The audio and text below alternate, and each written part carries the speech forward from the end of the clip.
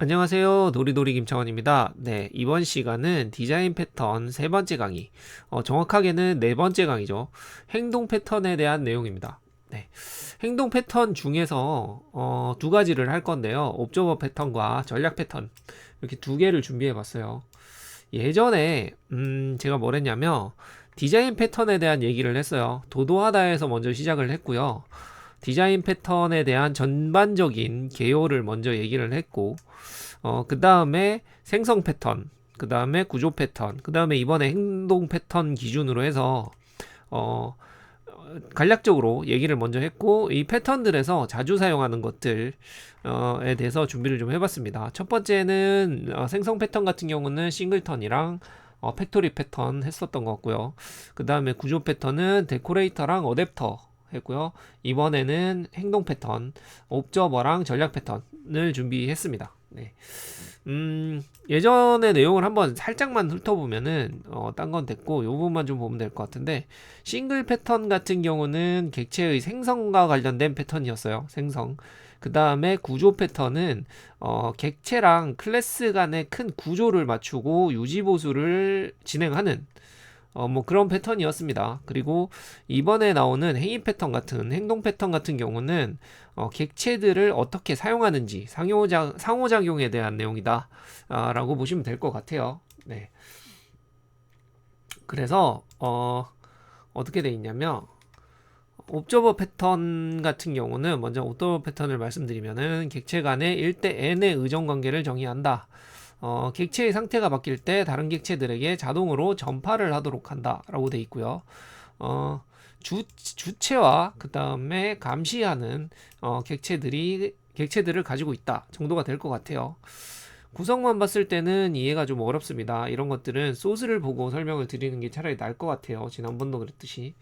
여기에 보면은 제가 지금까지 만든 패턴들을 다 하나의 소스로 만들어 놨어요. 그래서 이 소스만 받아가시면은 예제 패턴들을 한 번씩 맛보고 즐기실 수 있습니다. 네. 여기에 보면은 행동 패턴을 넣어놨고요. 행동 패턴 중에서 옵저버 패턴과 전략 패턴을 볼 겁니다. 그리고 커맨드 패턴은 참고하시라고 넣어놨고요. 이 패턴 같은 경우는 어떻게 진행을 할 거냐면 처음에 실행을 하면 이렇게 되는데 실행을 했을 때 여기에 보면은 패턴을 먼저 시작을 하고요. 여기에 보면 패턴에 들어가 있는 구독자들이 있어요. 구독자들이 앨리스랑 밥이 있는데 이 친구들에게 알림을 주는 거죠. 그러면 알림을 이 친구도 받고 이 친구도 받았다라고 표시를 할 거고요. 그 다음에 앨리스라는 친구를 뺄 거예요. 구독에서 해제를 하고 다시 노티파이를 하게 됐을 경우에 밥 한 템만 가게 되겠죠. 그래서 그걸 보고 패턴을 종료를 합니다. 네, 이런 패턴이라고 보시면 될 것 같고요. 구성은 되게 간단해요. 되게 간단하고요. 여기에 보면은 인터페이스, 옵저버 인터페이스가 하나 있고요. 그 다음에 주제 인터페이스가 있어요. 서브젝트 인터페이스가 있고요. 얘네들을 이제 구현을 하겠죠. 구현을 할 건데 주제 클래스를 만들고 그 다음에 옵저버 서브스크라이버 클래스를 만들 겁니다. 옵저버 가지고 서브스크라이버를 구현할 거고요. 구독자들을 만들 거예요. 구독자를 만들 건데 여기에 보면은 결국에는 얘 생성하는 서브스크라이버 생성하는 것들이 나오고요. 얘가 앨리스가 되거나 밥이 되거나 사용자가 되겠죠. 그리고 여기에 보면은 구독자에게 업데이트돼서 어떤 내용인지를 전달하는 이런 펑션들까지 구현을 해놨습니다. 네, 이렇게 구성이 돼 있고 그 다음에 주제 클래스가 있어요. 주제 클래스 얘가 퍼블리셔가 될 텐데 서브젝트 가지고 만드는 인터페이스를 상속받아서 만드는 인터페이스를 구현한 클래스라고 보시면 될 것 같아요. 그래서 여기에는 리스트로 해서 구독자들을 밀어놓고 있고요. 구독자들을 밀어놓고 있고 그러면은 결국에는 이 구독자를 추가하는 것들과 그 다음에 삭제하는 것들에 대한 함수들을 넣어놨어요. 그리고 마지막으로 구독자들에게 전체 내용을 노티파이 하는 구간을 만들어 놨고요. 여기에 보면은 이 리스트 안에 있는 구독자들에게 포문을 돌면서 포이치문을 돌면서 업데이트로 노티파이를 해주게 됩니다. 네. 이런 식으로 구성이 돼 있는 클래스다라고 보시면 될 것 같아요. 그래서 호출은 여기 보면은 옵저버 패턴에 대해서 호출을 하고 있는데 퍼블리셔를 먼저 만들어 주고요. 뉴스를 발행하는 발행 객체를 만들어 주고요.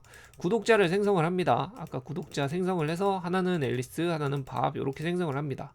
그리고 아까 퍼블리셔 안에 있는 퍼블리셔 안에서 구독자를 등록을 하겠죠. 여기 있던 펑션들 찾아가 가지고 어디 갔지? 여기 있다. 예. 여기 있던 펑션들을 찾아서 등록을 해주겠죠. 등록을 해주고 두 명이 그러면은 이 리스트 안에 들어가 있겠죠. 리스트 안에 들어가 있고 그럼 결국에는 노티파이를 하면서 메시지를 호출할 경우에 여기에 등록되어 있는 구독자들에게 포문을 돌리면서 호출을 해주게 됩니다. 그래서 여기에 보면 퍼블리셔 안에 있는 노티파이를 해주게 되고요. 그러면 안에 있는 구독자들에게 전체 다 전달을 하게 되고요. 그 다음번에는 한 명을 제거를 했어요. 첫 번째 앨리스를 제거를 하고 그럼 반만 남아있겠죠. 그래서 남은 구독자에게 노티파이를 그대로 해주게 됩니다. 걔도 구독자를 관리하는 패턴이다 라고 보면 될 것 같아요. 이거를 보고 한번 보시면 1대 n 간의 의존관계 정의돼 있죠. 그 다음에 객체가 바뀔 때 노티파이를 했을 때 다른 객체들에게 자동으로 노티파이가 전달되게 돼 있습니다. 네, 그래서 주체가 있고 감시하는 것들이 있다라고 보시면 되고 중요 패턴들 같은 경우에 장점은 결합이 느슨해요. 결합이 아까 보면은 여기 서브스크라이버를 만들어 놨고 퍼블리셔를 만들어 놨잖아요.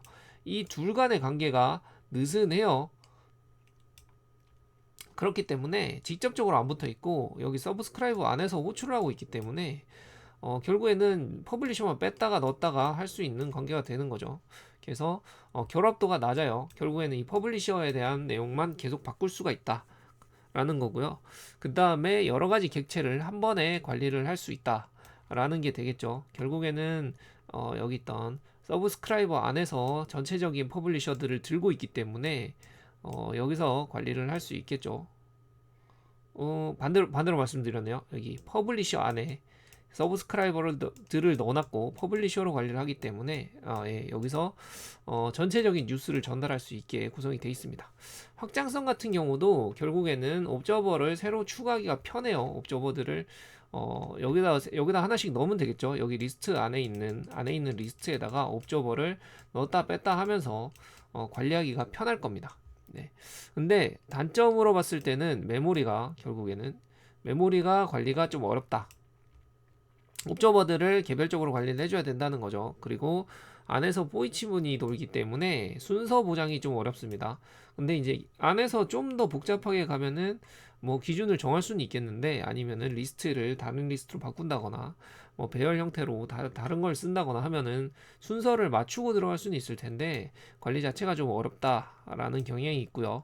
이벤트 자체가 많을 경우에 성능이 확 내려가요. 전체적으로 다 공지를 할 필요가 없는데 1번부터 뭐 100번까지의 구독자들이 있는데 이 구독자 중에서 한 30번에서 40번만 주면 돼요. 알림을 특정 고객에게만 알림을 주면 되며 전체 다 이벤트가 튀기 때문에 성능 자체가 좀 많다라는 점이 있겠죠. 그러면은 뭐 레벨로 관리를 하면 되지 않냐라고 하는데 그러면 이제 옵저버 패턴에서 조금 더 발전된 형태가 되겠죠.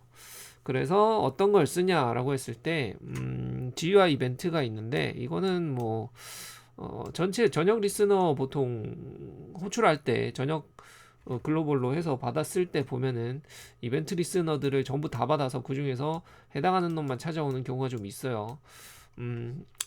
뭐 이렇게 쓸 수도 있고요. 제일 눈에 띄는 게 결국엔 알림이겠죠. 알림이나 뉴스피드.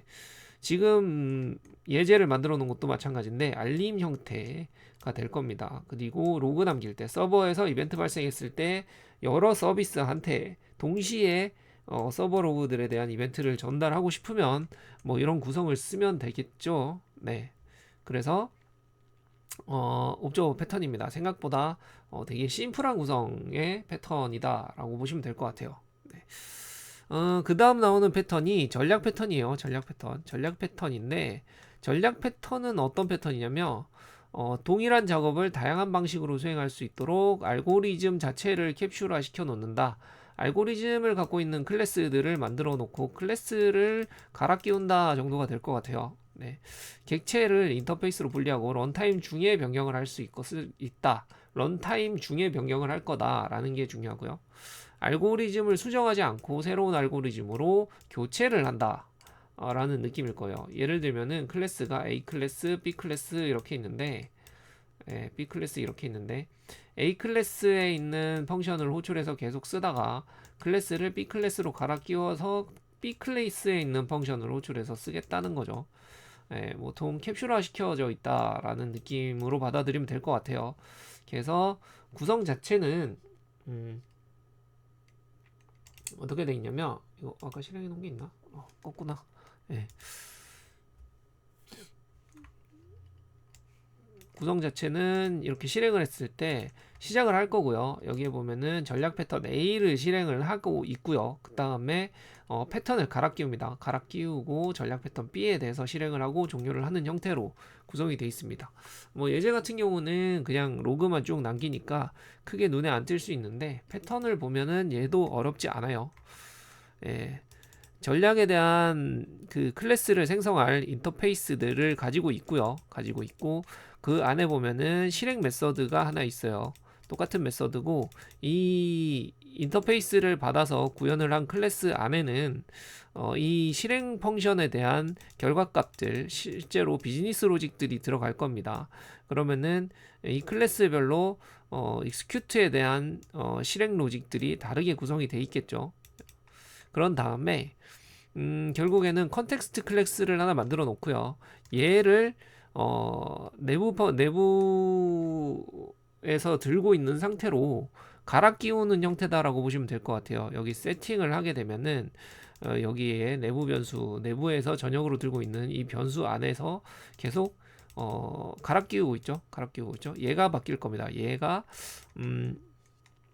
A가 됐다가 B가 됐다가 뭐 이런 식으로 바뀌면은 결국에는 실행하는 놈은 하나고요. execute를 실행할 거니까. 그래서 얘를 실행했을 때 A가 들어가 있으면은 A에 대한 실행 결과가 뜰 거고, B가 들어가 있으면은 B에 대한 실행 결과가 뜰 겁니다. 네. 그래서 얘를 어떻게 실행을 했냐라고 하면 밑에 보면 여기 있다. 전략 패턴이 있는데, 시작을 했고요. 컨텍스트를 만들어 준 다음에 컨텍스트 안에다가 A에 대해서 생성을 해줬어요. 클래스를 만들어서 넣어줬고요. 그러면은 A가 장착이 돼 있겠죠. 장착이 돼 있고, 여기에서 execute를 하고 나면 A에 있는 것들이 실행이 될 겁니다. 그런 다음에 B를 다시 넣어줬어요. 갈아 끼워준 거죠. B를 넣어주고 프로그램이 동작 중에 B를 다시 넣어주고 얘를 그대로 실행을 했어요. 그러면은 이 구간들 때문에 A가 실행이 될 수 있고 B가 실행이 될 수 있는 거죠. 네. 이런 식으로 갈아 끼우는 형태의 패턴이다 라고 보시면 될 것 같습니다. 네. 그래서 인터페이스가 하나 있고요. 전략 패턴. 인터페이스를 구현을 해서 A라는 클래스를 만들고 B라는 클래스를 만들었어요. C, D, E, F 뭐 다 만들 수 있겠죠. 쭉 만들어서 컨텍스트에다가 가지고 있는 거죠. 나중에 여기에서 전략을 등록할 때 여기다가 넣어주고요. A를 넣어주던지 B를 넣어주던지 넣어주고, 그 다음에 실행을 합니다. 그러면은 여기에 있는 것들을 실행을 하겠죠. 실행을 한 다음에 그 다음에 수행을 할 때는 전략을 바꾸고 B 전략으로 다시 밀어넣고 또 수행을 합니다. 수행을 하면은 여기 있는 것들이 실행이 되겠죠.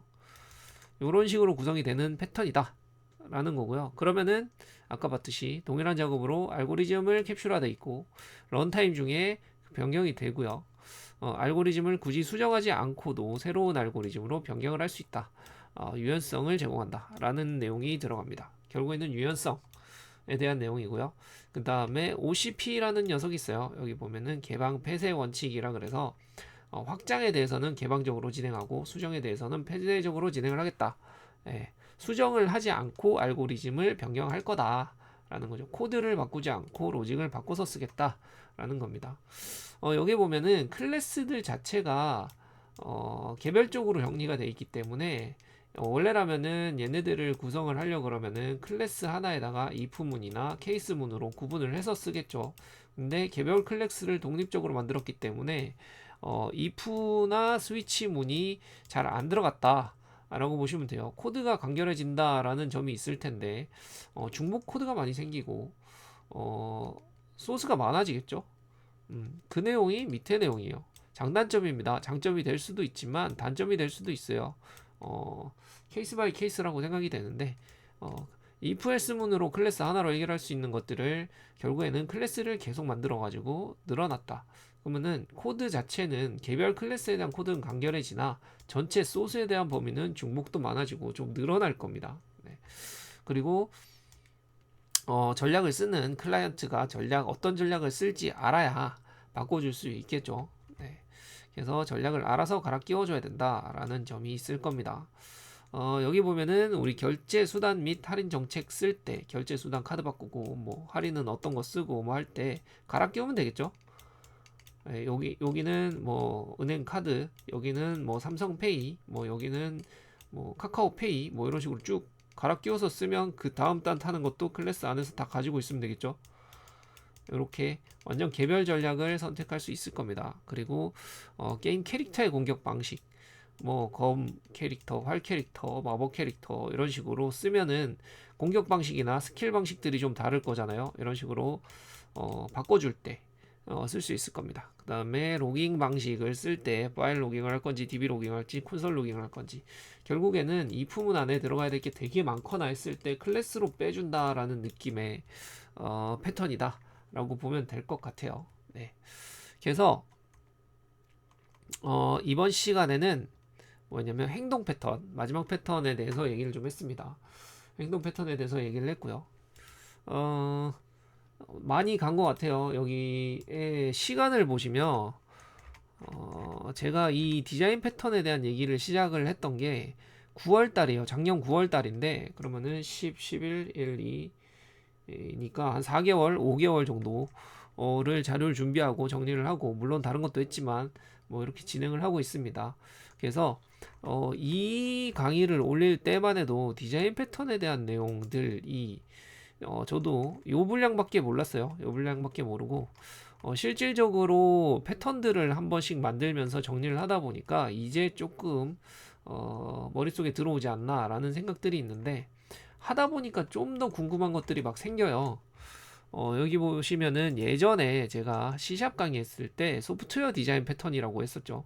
여기에 보면은 MVC나 MVP, MVVM이라는 애들도 있는데 얘도 소프트웨어 빼고 남은 디자인 패턴에 대한 얘기였어요. 그래서 이런 디자인 패턴과 지금 얘기하고 있는 이 1994년에 발간한 디자인 패턴 갱오버라고 하는 GOF 디자인 패턴에 대한 차이점은 무엇인가?